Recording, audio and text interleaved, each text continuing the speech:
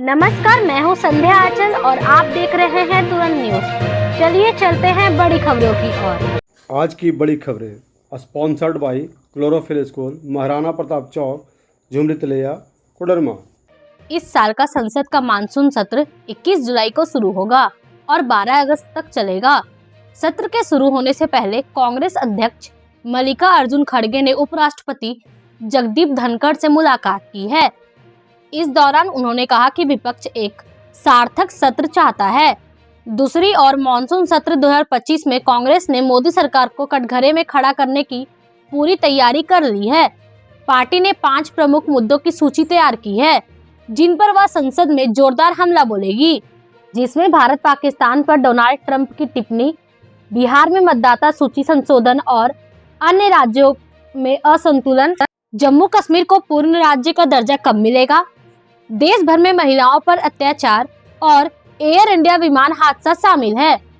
Supreme court में अभिव्यक्ति की आजादी और सोशल मीडिया पोस्ट पर एफआईआर को लेकर दायर याचिकाओं की बाढ़ के बीच अदालत ने नागरिकों में संयम की कमी पर अफसोस जताया है।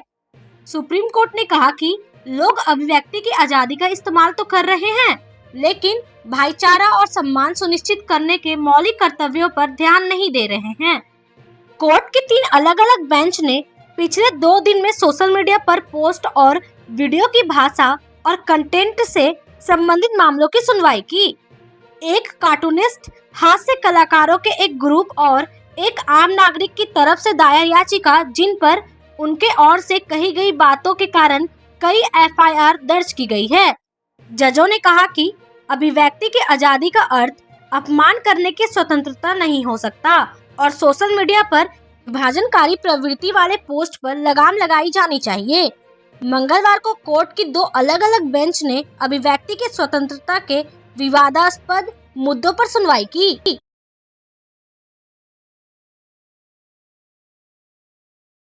जेल में बंद कुख्यात गैंगस्टर लॉरेंस बिश्नोई का खौफ अब साउथ की तरफ भी जा पहुंचा है।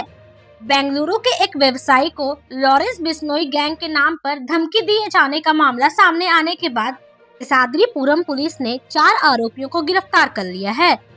पुलिस के अनुसार पकड़े गए आरोपियों की जान पहचान दिल्ली में उस वक्त हुई जब वे वकील से मिलने दिल्ली आते जाते थे।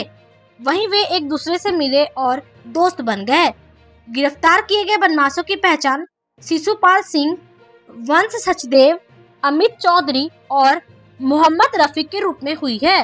पुलिस ने बताया कि गिरफ्तार किए गए लोगों में मोहम्मद रफीक मावली का निवासी है और उसके खिलाफ दिल्ली में पहले से ही एक मामला दर्ज है। इस मामले की प्रारंभिक जांच से पता चला है कि आरोपियों का लॉरेंस बिश्नोई गिरोह से कोई वास्तविक संबंध नहीं है। शिरोमणि गुरुद्वारा प्रबंधक कमेटी को एक बार फिर गोल्डन टेम्पल में विस्फोटक रखने की साजिश से जुड़ा धमकी भरा ईमेल मिला है। यह इस तरह की दूसरी चेतावनी है जिसमें सचखंड श्री हरमिंदर साहिब में आरडीएक्स रखने की साजिश की जानकारी दी गई है। एसजीपीसी ने इस गंभीर खतरे को देखते हुए पंजाब के मुख्यमंत्री को पत्र लिखकर तत्काल जांच और कड़ी कार्रवाई की मांग की है। अपने पत्र में एसजीपीसी ने लिखा, शिरोमणि गुरुद्वारा प्रबंधक कमेटी श्री अमृतसर साहिब की ईमेल आईडी पर एक और ईमेल मिला है। इस ईमेल में किसी ने सचखंड श्री हरमिंदर साहिब में आरडीएक्स रखने की साजिश की जानकारी दी है।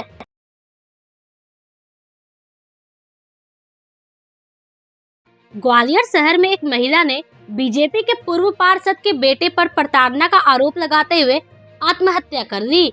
अपनी जान देने से पहले महिला ने पीड़ा बयां करते हुए एक सुसाइड नोट लिखा है। इसके मुताबिक आरोपी के पिता के पैर मंत्री छूते हैं, इसलिए उसका कोई कुछ नहीं बिगाड़ सकता।